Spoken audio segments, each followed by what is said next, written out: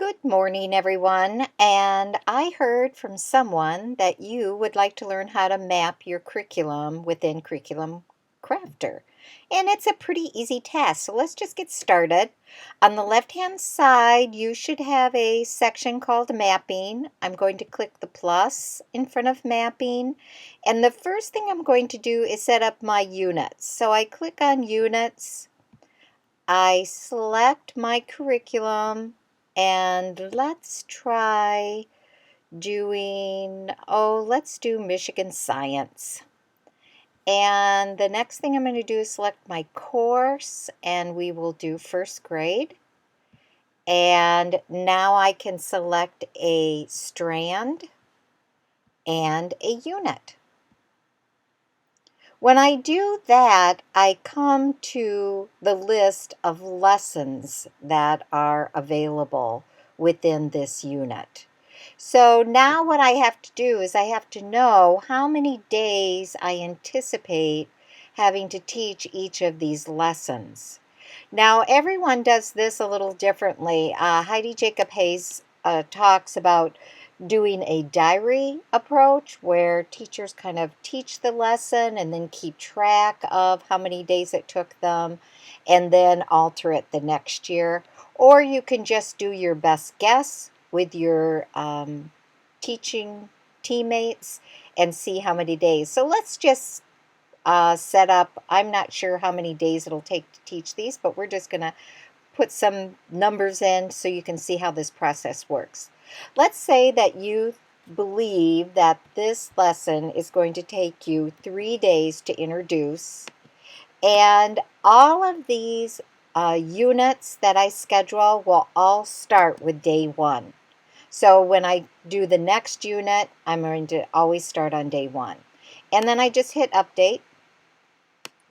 And I'm just going to do a few of these so that you can get an idea of how this works.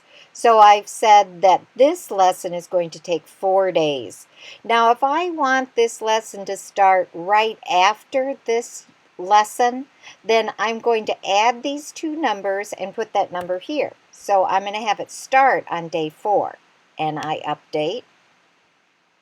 And then on this one, let's say this is going to take me 6 days, but I want to start this one kind of right in between these two. Instead of putting 8, I'm going to say, let's start this on day 6.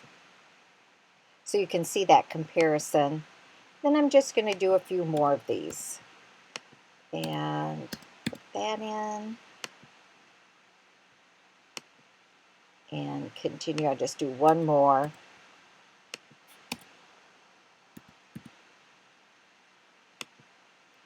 All right, so normally I would complete this whole unit, but what I want you to do, you know the routine at this point. So the next thing I can do though is view my map of my unit.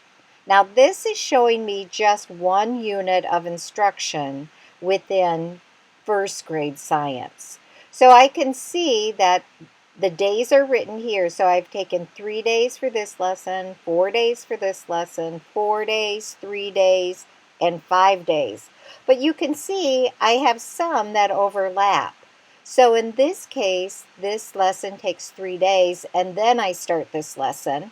But right in the middle of this lesson, I'm going to start this one. So you can change it. You could have this over on this section. You decide how you're going to map out each of those lessons. They're all individually done as for you as teachers. So let's do, just so you can see how this works, I've already done this whole strand. So now I'm going to switch to physical science. And I only have one unit under physical science. And remember, these are going to reflect instructional days, not really how long it might take to teach this concept, but what days am I using in instruction to teach it. And remember, every time I start a new unit, I will always start, my start date will be number 1. So we'll just complete a couple more here so you can see how this looks, and then we're going to look at it as a whole course.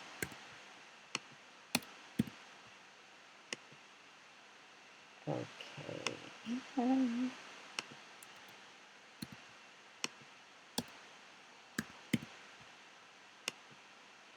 So now I can view this map, and remember, this is a map of just one unit, and the unit is on properties of matter.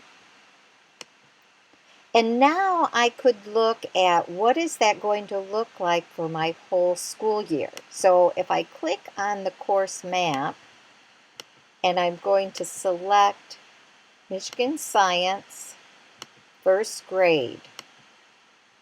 And I can see I have 5 units of instruction for first grade. Now, when you're the first person doing the mapping, you will note that you'll see these zeros. If you see those zeros, you need to reset this tool. And how you do that is you just grab this very first one with your cursor and drag it down to the very bottom. And then we want to put it back. You can see where it sets the numbers, but I want to make sure that stays in that same order. So now they're all set. So now they're set to go. You only have to do that once. So if you see numbers, you don't have to do it.